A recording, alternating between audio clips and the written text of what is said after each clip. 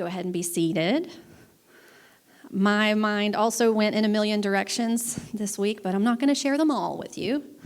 Hank Williams was not one of them. I only share about 900 of them, but you'll keep up. It's going to be great. So the past few weeks, we've been working our way through the book of John with a focus on various themes.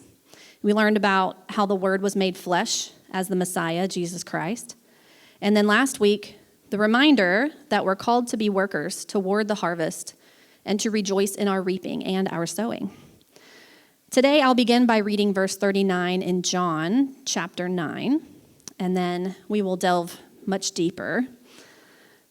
So John 9:39 says, "And Jesus said, 'For judgment I am come into this world, that they which see not might see, and that they which see might be made blind.'" Today's lesson is all about light, its meaning, its character, its importance, and its function in God's purpose, to bring God glory and to draw all men unto him. So I want to start back at the beginning of the book of John and hopefully shine a fresh light on this passage. I know we're familiar with it, but I want to read it again. John 1:1. "In the beginning was the Word, and the Word was with God, and the Word was God. The same was in the beginning with God. All things were made by him, and without him was not anything made that was made. In him was life, and the life was the light of men. And the light shineth in the darkness, and the darkness comprehended it not." My Bible's commentary states, quote, "Light denotes Jesus' revelation of God, which calls men to accountability." So when you encounter Jesus, you encounter the light that shows that Jesus is God. And you can choose to turn a blind eye, but the truth is there, and it's full of grace. So that Hebrew word that's translated as comprehend in John 1 means to keep in, to measure, to maintain, to hold, to receive, or to understand. So in a sense, the way that we comprehend is to get something into our heads. Our head can keep the information in and maintain it as true and real. So the way it's used there, the darkness couldn't comprehend the light, could mean that the darkness couldn't understand the light. But we can also go deeper. It could also mean that the darkness couldn't maintain or couldn't contain or couldn't overpower the light. Light is always more powerful than darkness because darkness is just the absence of light. So the remedy for darkness is light. For the sake of illustration today, I'm going to read a story about a man named Esref Armagon.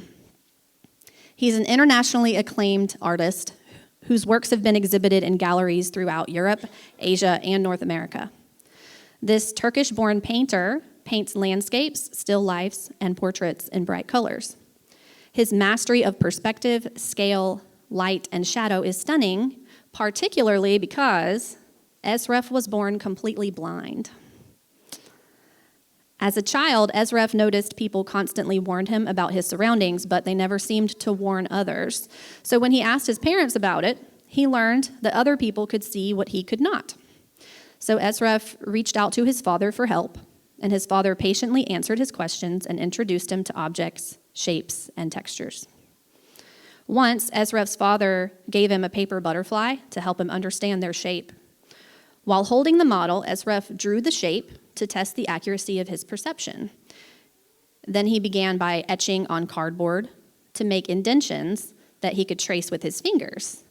He then practiced drawing lines to represent the butterfly's outline. And with practice, he eventually mastered the ability to draw and color butterflies and other objects. As his skills developed, Esref began to paint on canvas. When he heard that his paintings appeared flat and unrealistic, he discovered how light acts on objects and creates shadows and shades of color. Amazingly, he was able to incorporate these features into his art, accurately recreating what others described. Esref later learned about scale and perspective and was able to add depth and dimension. In 1994, he participated in an international exhibit of visually impaired artists. He began to catch the attention of artists and researchers alike. Eventually, he became the subject of scientific studies on human perception. During brain scans conducted while Ezref drew, researchers observed that his visual cortex illuminated as if he were seeing. The experiments proved that vision is a function of perception, regardless of how it's experienced. Ezref Armagon has an accurate vision of the world, although he has never seen it with his eyes. The brain is such a marvelous thing. The ability to perceive without actual vision. As an art appreciator myself, I looked up some of his artwork, and it is mind-blowing.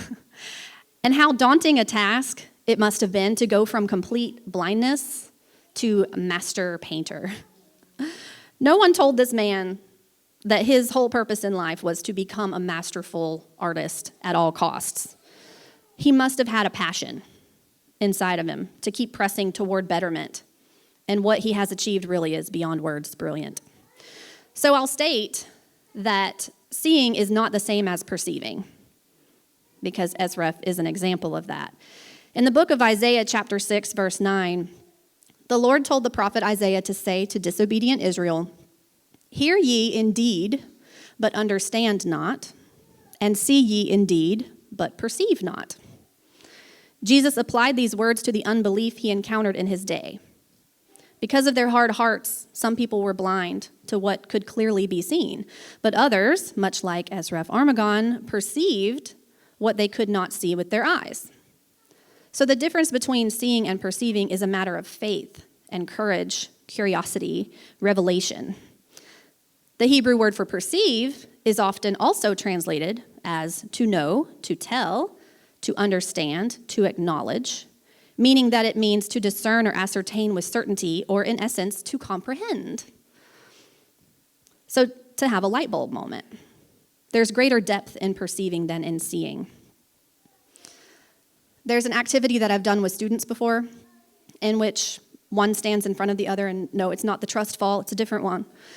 The student in the back draws on a piece of paper that they've placed on the back of the person in front of them, and the person in the front has to try to draw on their paper a replica of what they feel is being drawn on their back. So they're blind in a sense because they can't see what's being drawn behind them. And the whole process is fraught with groans of confusion and uncertainty, because you have to channel your vision through your sense of touch. And it gives the person in the back some kind of weird sense of power over the person in the front, because they're able to stump them and make them draw something really ridiculous. But then once they're able to see and compare the original, it's a hilarious comparison, because you can see similarities, but they're really not the same at all. But then you reverse the roles, so the powerful person in the back now has to be the confused person in the front, and then everyone feels defeated. So it's not exactly a confidence-building activity, but more so a lesson in misinterpretation of input.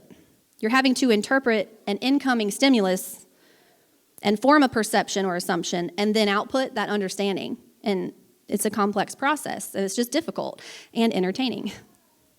You could replicate something much better if you could see the other person's drawing. Vision should help our perception or our comprehension. Light is a powerful symbol in biblical imagery.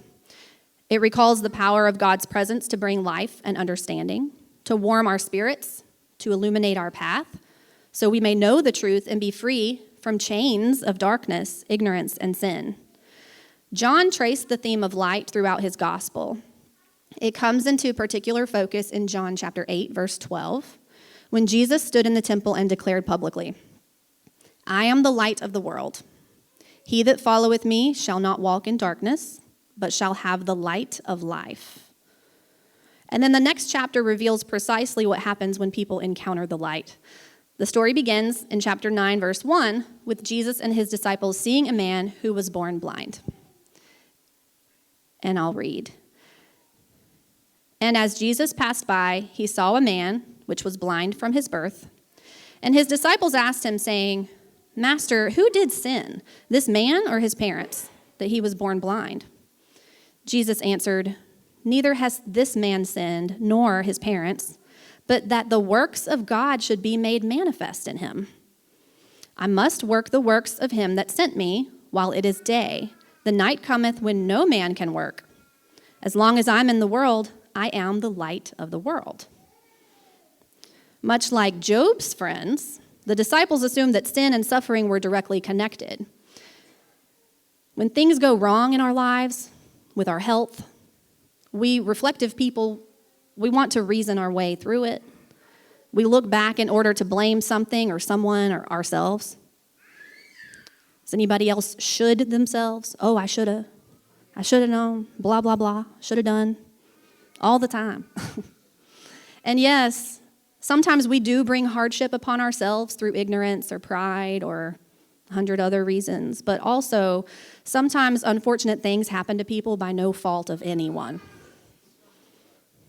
In this passage, the disciples reasoned that this man was suffering as a penalty of sin. Their only question was whether the sin was his own or his parents'. Who should we blame, Jesus, is what they were asking. And Jesus rejected their narrow theology because something as complex and mysterious as human suffering can't be explained away with simplistic moralizing. So how do we respond? How would you respond when someone asks you a question? An innocent question, like the disciples asked Jesus, hey, apostolic man, woman, how do we explain? Why? Why is this terrible thing happening to this great person? Well, Jesus shed light on the disciples' dark assumption, framing this man's need within the broader picture of God's redemptive purpose. The works of God would be revealed through this man, and God would be glorified. So like in the beginning, God was shining light into darkness and chaos. Jesus came into our world precisely for this reason, and this blind man's need provided an occasion for God's healing, restoration, and new creation to be displayed. So I'm going to continue this story in John. Well, it's not a story, it's an account. I'll continue it in John chapter 9, verse 6. When he had thus spoken, he spat on the ground and made clay of the spittle, and he anointed the eyes of the blind man with the clay, and said unto him, Go, wash in the pool of Siloam, which is by interpretation sent. He went his way, therefore, and washed and came seeing. Now, I want to go back to Genesis chapter 2, verse 7. And yes, I have a lot of reading today. And the Lord God formed man of the dust of the ground and breathed into his nostrils the breath of life, and man became a living soul. So in the beginning, God crafted a human body out of dirt and breathed into it to bring it to life. And in an echo of that original creative act, Jesus grabbed a handful of dirt and mixed it with the moisture of his breath and smeared it onto this man's hollow eyes. Then Jesus sent the man to wash in the pool appropriately named Sent. The light of new creation shone on this man who had battled blindness since birth, and he responded with simple obedience to Jesus' spoken word. He went, he washed, he came seeing. The man born blind was so transformed by his encounter with Jesus that he was barely recognizable. John called Jesus' miracles signs because they point to Jesus' identity and mission. This miracle clearly demonstrated who Jesus was and what he came to do. Pretty clearly, right?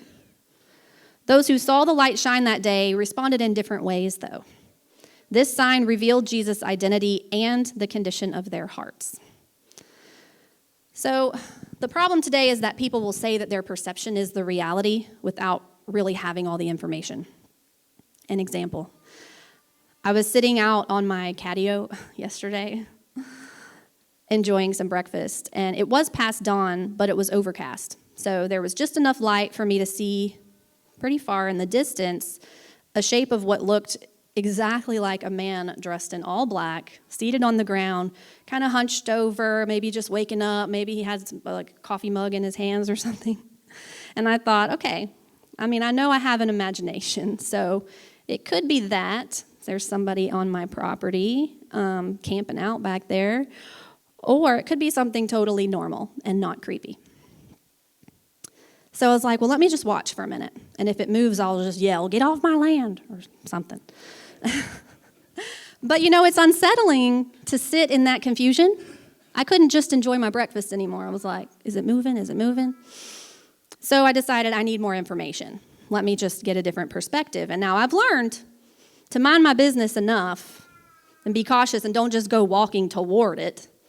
But whenever I stood up, of course I could see it was perfectly normal tree trunk, kind of framed with leaves that made it look like I described. But the truth could have been perfectly fine or very bothersome. But it's what you do in the process of finding that truth that really matters. You know, I could have slunk back in fear and ran inside. Or I could have gotten a little curious about finding the answer, finding the truth. I need to know, what is the truth about this? Because the truth is going to affect what you then do next. Then I can enjoy my breakfast. Yay. So back to John chapter 1, verse 14, we know this well. It says, "And the Word was made flesh and dwelt among us, and we beheld his glory, the glory as of the only begotten of the Father, full of grace and truth." We see his glory in his Word, in his light that's full of grace and truth. There's only one truth, and it's the Word, which is God, which is Jesus. And it's the truth that's full of goodness and grace, and there's no reason to slink away from it. So back to our story with the blind man, verse 8 of John chapter 9. "The neighbors therefore, and they which before had seen him, that he was blind, said, 'Is not this he that sat and begged?' Some said, 'This is he.' Others said, 'He is like him.' But he said, 'I am he.'" Those who knew him before weren't quite sure if the person they were now seeing was the same man. And when he said, "It's me," they gasped and had questions. What happened to you? So why didn't people believe that the man who could now see was the same as the one born blind? Because it just didn't make logical sense. Now, I don't think we should be quick to just believe everything everyone says. So it is perfectly normal to have questions. And then I'm just going to summarize this next part. So, of course, the neighbors asked questions. "How were your eyes opened?" And he told his story. After hearing it, they wanted to see Jesus for themselves. Well, Jesus had slipped away, as he does. So they brought the healed man to their religious leaders to make sense of it. But things weren't quite that simple.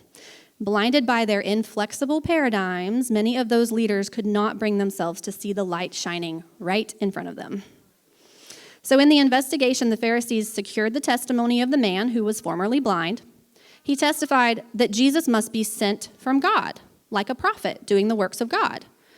His clear-headed, experience-based testimony was dismissed because it didn't fit with the leaders' presumptions.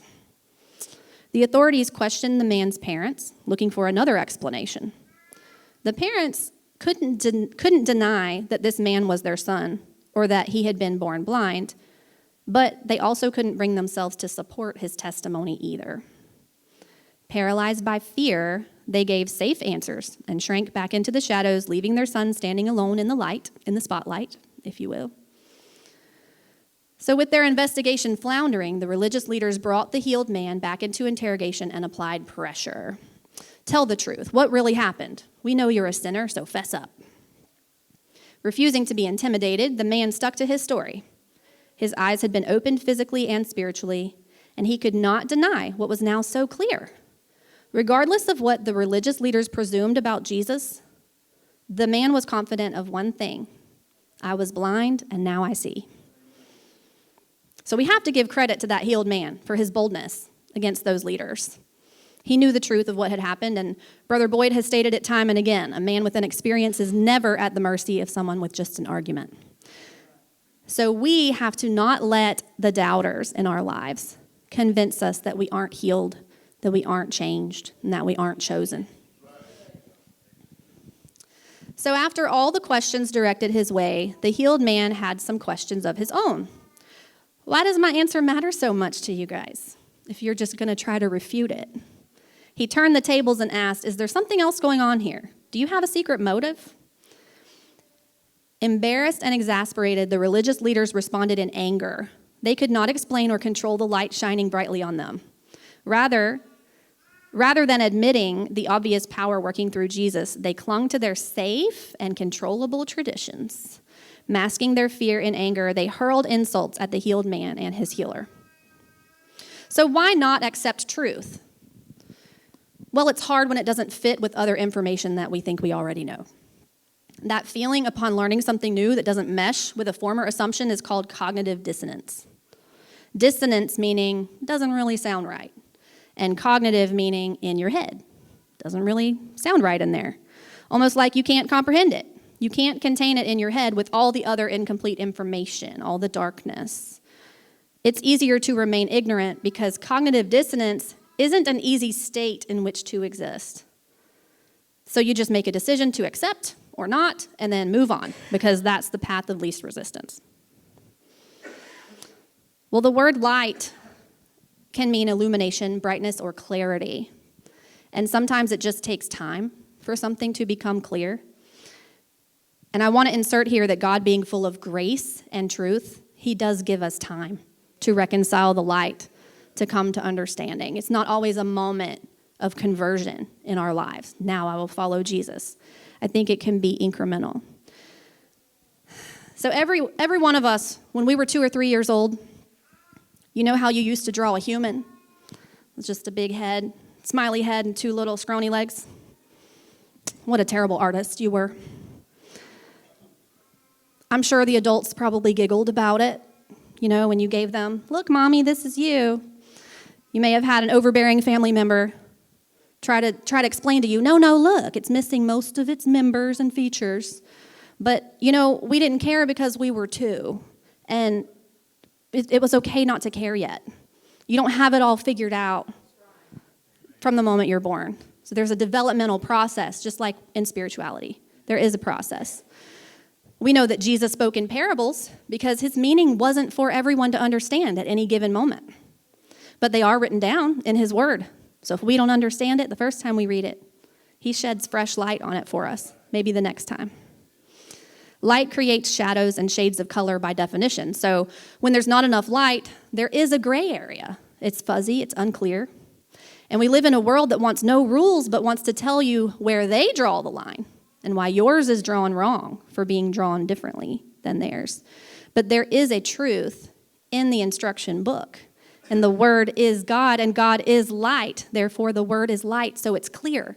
It is clear in its time. So here's a story about nearsightedness. It runs in my family, which is why we all wear glasses. But back when Brittany was learning to drive, she didn't have glasses yet. And I remember being in the back seat. Mom was in the passenger seat. And we were heading to town. And we stopped at the end of the driveway. And Brittany waited. Mom said, "You can go whenever you're ready. You can go." And Brittany said, "Oh, I'm just going to wait for this car to pass first." And Mom was like, "Okay." And she looked. And she looked again. She said, "Brittany, that's a trash can." And I mean, I know Brittany's cautious and all, but we're going to be waiting a long time if we're waiting for a trash can before we can go to town. I'm hungry. Let's go. And that's when we all knew it's time for Brittany to go see an optometrist. I'm not making fun of you. I'm just having fun because of you. The point being, you don't know that you're not seeing clearly until you're told or shown that there's a better way. And then you really can't deny that you were blind to some degree. Well, you could deny it, but it's going to cause damage. You know, there's going to be pride or excuses causing that denial. So fear and doubt kept others in the dark, but light and life transformed the man who was born blind. His experience with Jesus not only opened his eyes, but also illuminated his mind and filled his heart with courage and faith. And he responded to his interrogators with boldness. In John 9:30, the man answered and said unto them, "Why, herein is a marvelous thing, that ye know not from whence he is, and yet he hath opened mine eyes. Now we know that God heareth not sinners, but if any man be a worshipper of God, and doeth his will, him he heareth. Since the world began, was it not heard that any man opened the eyes of one that was born blind? If this man were not of God, he could do nothing." Hebrew scripture and Jewish tradition report 1 or 2 instances of the blind being healed, but never anyone who had been born blind. So it was obvious that only God could have performed such an unprecedented act of new creation, God the Creator. Light's a powerful form of energy, and you can just ask the light bulb that you try to change that's still hot, Or the brownie that's baked by a light in an easy bake oven. Like, light is powerful. It inserts energy into a situation. It converts it to heat. It incites us not to remain lukewarm, and it challenges us to a new level. I did a lot of artwork in high school, and I had finished a painting, and I saw a friend looking at it, so I asked him if he knew what it was. I knew it was sort of impressionistic, so I was curious what he thought. And he said, yeah, it's a house, and there's some water flowing. It looks really nice. And I looked at his expression to see if he was kidding, because that's not at all what it was intended to be. I tried really hard to replicate a photo I had taken of a Mercedes car with like bushes growing all over it, because I'm fascinated with that. And so I explained it to him, and he could see then. When I explained it, he was like, oh, okay, I see, that's that. But we were both embarrassed. You know, I was embarrassed by my artwork. He was embarrassed by his presumption. But we got past it. People are going to see things through their own perspective. But when I, the creator of the work, showed him what it was, he was able to see how it was intended. The creator gets to determine the meaning. God is the creator who determines the plan of salvation. And it's our job as humanity to try to see it his way, not to try to make it mean what we want it to mean. So let's not conclude from our sight something that we just want to be true. People are looking for clarity, myself included. All people are looking for clarity, but it means that we have to be open to others' descriptions of their perceptions. In math, I have to see the students' work to know where they're going wrong. If they're getting the problems wrong only some of the time, then maybe they do know what they're doing and they're just messing up, and that's okay. Or maybe they're completely using the algorithm wrong. They learned the process, the plan. They learned that wrong, and that has to be corrected. But you see, I don't know what I don't know until you show me what you think. So I want to say we have to listen and watch. And truly, we don't know what we don't know until we're shown by a teacher, by a friend, by the Word, by the Spirit. So we're not listening to others in order to debate or correct them, but possibly to shed light or to clarify when possible. So back to the account after the healed man asked how they all could blindly claim that they don't know where Jesus is from. That brings us to verse 34 of John 9. They answered and said unto him, Thou wast altogether born in sins, and dost thou teach us? And they cast him out. So they squeezed their eyes even tighter against the light and grasped for some dark idea that the disciples had proposed near the beginning of the chapter, that the healed man must be a sinner. After all, he was born blind. So they cast him out because they couldn't stand the light, the truth. Darkness can't comprehend light. It can't reconcile it without light changing their entire identity. So they were wrapped up in their theology, their tradition. You know how with optical illusions, sometimes you're up too close and you have to slowly back away, and then you can see the whole picture, and then once you see it, you really can't unsee it. But it's hard to get other people to see it sometimes. I think the Pharisees were just looking really closely at all the little squiggles on the optical illusion. They couldn't see the big picture. And situations can be like that sometimes. Sometimes we're too close, too emotionally involved to perceive what's actually going on. We're casting a shadow on the situation. But if we take a minute, we pray about it, seek some counsel, get a different perspective, sometimes it becomes easier and it becomes more clear. When you were a teenager and you slept past all of your alarms, no, just me. Snooze, snooze, snooze, snooze. Mom or dad would walk in and sweetly tell me, gotta get up, honey. It's whatever time. And just snooze, snooze. Until repeatedly it became urgent. We have somewhere to be. So instead of just time to get up, it's flip on the light, the overhead light, the big bright light. Kind of rude. We've never discussed it, but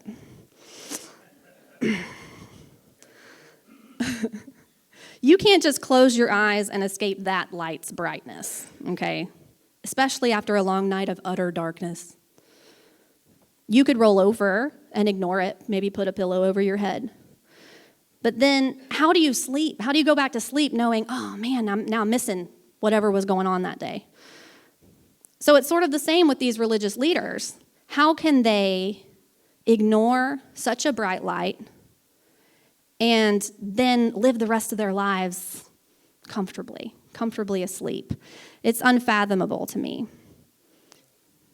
So let's not deny God's glory when he shows it to us in a revelatory way. I'll also say, this sanctuary, it's nice and calm and peaceful, right? The lighting has a certain ambiance to it. And it's humorous to me that no matter how long I've been going to church here, when church is over and I walk outside to go home, it's still shocking to me that it's so bright, because we don't really realize while we're in here that it's not bright. It's comfortable because we adjust. And the same happens when you walk from outside to inside. It kind of takes a minute to transition with transition lenses and your pupils. It takes them a minute. But just a few minutes later, nobody's complaining that, oh, I can't see. You just adjust in the process. So this is an analogy. I'm not trying to paint the church dim and the world bright, but just the differences in light. So you can be existing just fine in a lukewarm situation, so to speak, in a dimly lit reality, and not realize how much light you're actually missing. You may be more comfortable in dim lighting than direct sunlight for many reasons, but light is where everything can be seen if we want to see it. So let's not be so high and mighty as to think that we aren't blind in some areas too. 1 Corinthians chapter 13, verse 12 says, "For now we see through a glass darkly, but then face to face. Now I know in part, but then shall I know, even as also I am known." We see through a glass darkly. We can study to show ourselves approved. But if we already think that we see everything clearly, if we already think we know everything, then there's no reason to ever even get curious or to stay curious. Albert Einstein said, "The important thing is not to stop questioning. Curiosity has its own reason for existing." And then how much more meaningful is the learning than when you wondered about it? You sought it, you found the answer. Curiosity is the prerequisite for comprehension. And it's in part why we're here today. We're here to praise God, but we want to know, what else is there, God? Is there more for me to learn? Is there more for me to know about you? We have to stay curious. Psalm chapter 27 opens with these words, verse 1. "The Lord is my light and my salvation. Whom shall I fear? The Lord is the strength of my life. Of whom shall I be afraid?" The healed man lived out these words of this ancient song. The Lord had been his light and had saved him from living the rest of his life in darkness. His encounter with the Lord had filled him with courage, and he stood firm under the pressure of his interrogators. The psalm continues in chapter 27, verse 10. "When my father and my mother forsake me, then the Lord will take me up." This man's father and mother had forsaken him, but the Lord didn't leave him orphaned. He never does. He's not going to abandon his own. So continuing in John 9:35, Jesus heard that they had cast him out, and when he had found him, he said unto him, "Dost thou believe on the Son of God?" He answered and said, "Who is he, Lord, that I might believe on him?" And Jesus said unto him, "Thou hast both seen him, and it is he that talketh with thee." And he said, "Lord, I believe." And he worshiped him. Jesus found the healed man and revealed himself to him. So an encounter that began with healing concluded with a bold profession. When the formerly blind man saw Jesus for the first time, he did what comes naturally to those who can see. He professed his faith and he worshiped. That response should happen whenever the light shines. I've always thought it incredibly fascinating that when someone's a witness to a crime, that they can describe the criminal's face and then someone else can draw it. Like, I'm in awe of that because, first of all, you're remembering their cheekbones, their hairline, their eye color. I mean, if I were immersed in a panic situation like that, I don't even think Like at the gas station where they have the height measurement, I don't think I would have the presence of mind to even notice like a number next to their head. I might remember, oh yeah, they were wearing a black ski mask. It's kind of cute. I mean, but I think if I knew somehow that a crime was going to happen on such and such day and I was going to be a witness to it, I'd be paying special attention. And then I could probably do pretty well at that. Okay, notice the hairline, the cheekbones. And I'm trying to make an analogy to the fact that we know this life has a purpose. Jesus is coming back. He's preparing a kingdom, and there's a way to get there. And that should make us pay attention to the details. But there are countless perceptions, and it takes ample light to see the truth. But people are content in darkness because there's less information to encounter, nothing to sort through, and therefore no reason to change.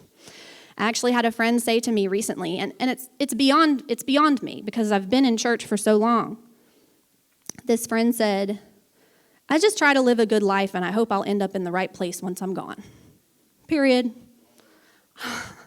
And I just think that's pretty risky. Like, we need to figure out exactly how to do this.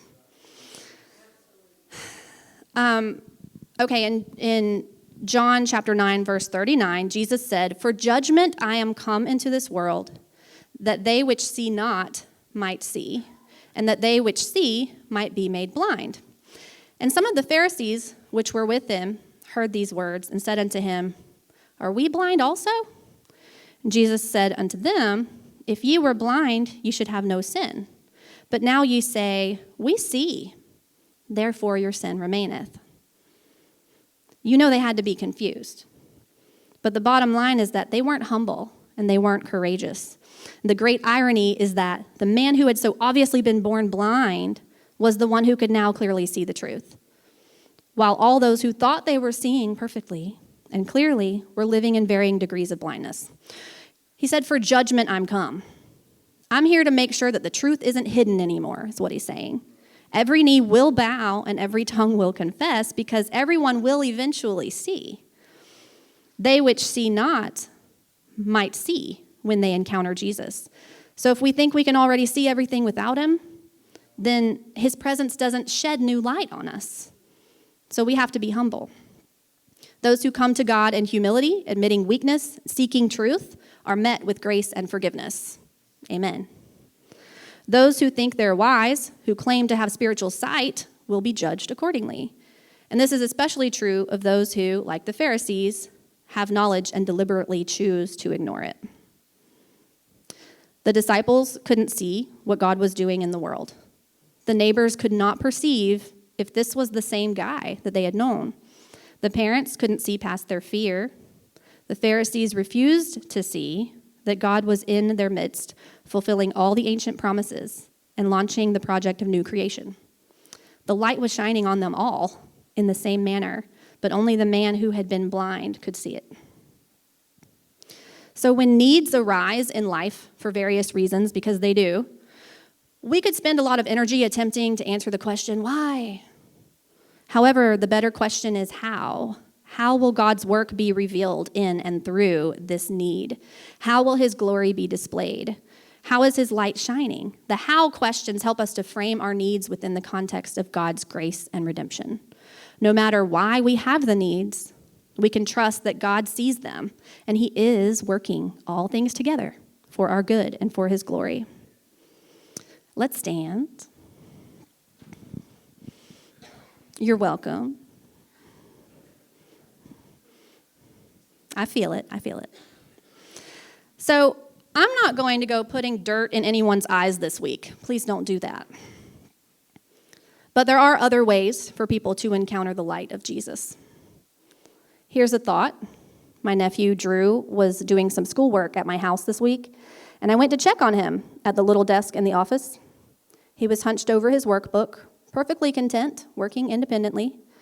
I walked in, and I flipped on the light switch. And he responded, oh, he hadn't even realized that he was working in the dark. Then I walked to the floor lamp that I had strategically placed right next to that little desk, and I turned that on. He was looking right at it, so he was like, oh, that's bright. And I said, And I left the room. And then, of course, I thought about it because I'm always thinking. You know, sometimes all the potential is there. The electric wires are attached correctly to the switch and the fixture. The bulb is screwed into the lamp. We just have to turn it on.